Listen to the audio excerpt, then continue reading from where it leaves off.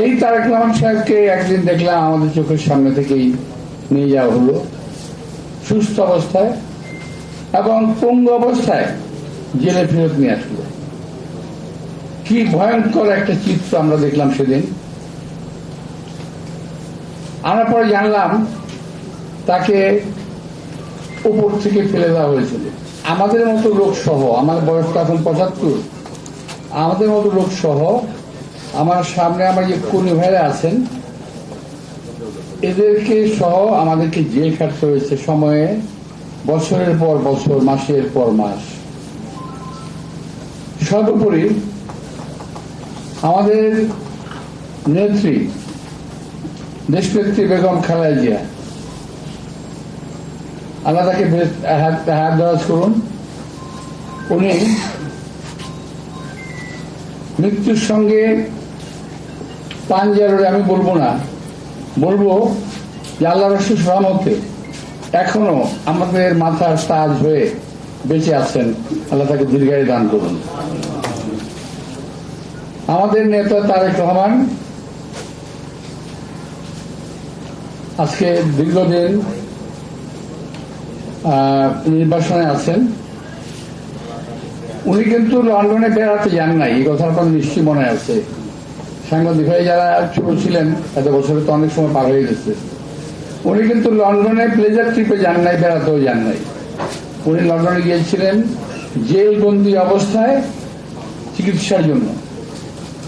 সুস্থ একটা মানুষ তারেক রহমান, যার সঙ্গে আমরা জেল খেটেছি। এই চকবাজার জেলে আমরা একসঙ্গে ছিলাম।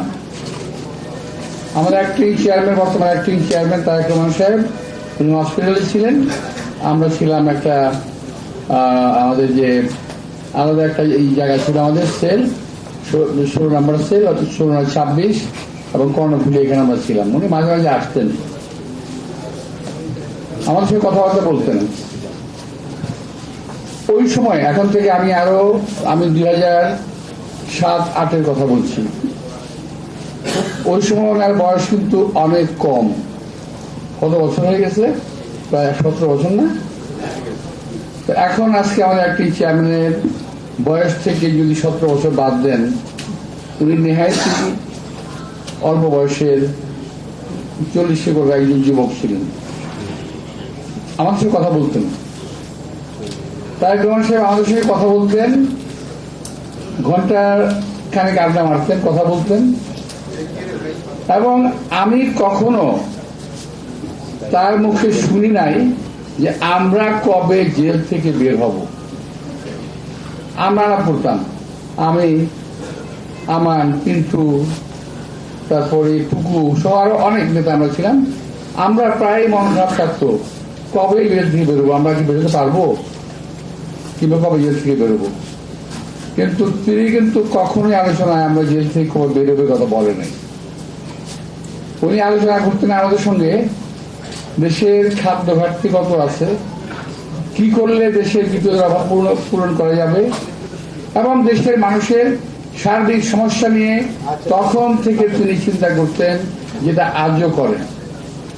আমি গতকাল একটা বক্তব্য শুনেছি আমাদের কোন একটা প্রোগ্রামে, সেখানে আমি দেখলাম যে উনি স্বাস্থ্য, শিক্ষা, চিকিৎসার উপরে জোর দিয়ে কথা বলছেন। অর্থাৎ দেশ নিয়ে ভাবেন তারেক রহমান। এই তারেক রহমান সাহেবকে একদিন দেখলাম আমাদের চোখের সামনে থেকেই নিয়ে যাওয়া হলো সুস্থ অবস্থায় এবং পঙ্গু অবস্থায় জেলে ফেরত নিয়ে আসলো। কি ভয়ঙ্কর একটা চিত্র আমরা দেখলাম সেদিন। আমরা পরে জানলাম তাকে উপর থেকে ফেলে দেওয়া হয়েছিল। তারপর কি জানি বলে, কি একটা চেয়ার ঘুরে, যেটা স্পিনিং চেয়ার, স্পিনিং চেয়ারে তাকে বসিয়ে স্পিন করা হয়েছে এবং তাকে হত্যা করার কিংবা পঙ্গু করার এমন কোন প্রচেষ্টা নাই যেটা ওই সরকার তখন করে নাই। সবই করেছে তারেক রহমানকে শেষ করার জন্য। আল্লাহর অশেষ রহমতে অ্যাক্টিং চেয়ারম্যান হিসেবে আজকে আমাদের দলের দায়িত্ব পালন করছেন। এবং আমি বলবো যে আমরা এখন থেকে 20 বছর আগে ওনাকে যা দেখেছি 20 বছর আজকে দেখছি অনেক তফাৎ। আজকে তারেক রহমান সত্যি সত্যি বিএনপির অ্যাক্টিং চেয়ারম্যানের দায়িত্ব পালন করছেন এবং সঠিকভাবে পালন করছেন।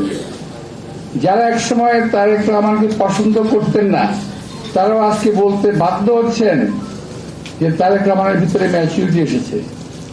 বলে শুনতে ভালো লাগে আমাদের।